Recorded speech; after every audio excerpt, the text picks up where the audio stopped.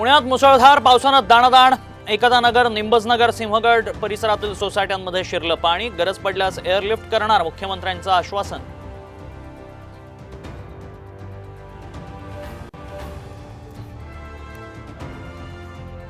थोडीफार माहिती द्यायला पाहिजे होती आधी, पण आधी काय कळवण्यात आलेलं नव्हतं।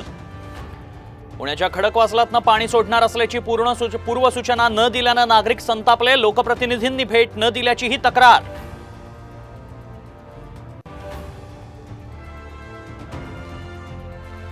पुण्यात पावसात विजेचा धक्का लागून तिघांचा मृत्यू, तर मावळमध्ये डोंगरकडा कोसळून एक जण ठार। ताम्हिणी घाटातही दरड कोसळून एकाचा मृत्यू।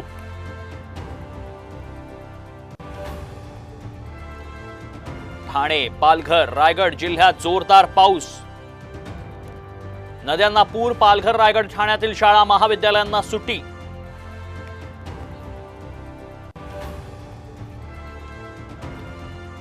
मुंबईतील पावसाचा रस्ते वाहतुकीला फटका। वेस्टर्न एक्सप्रेस आणि ईस्टर्न एक्सप्रेस हायवेवर मोठी वाहतूक कोंडी।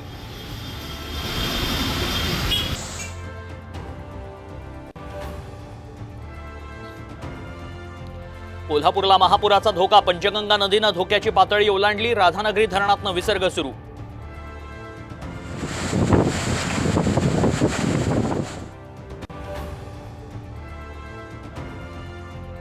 रक्षाबंधनाच्या दिवशी लाडक्या बहिणींना सरकारचं मोठं गिफ्ट। महिलांच्या बँक खात्यात 3000 रुपये जमा होणार।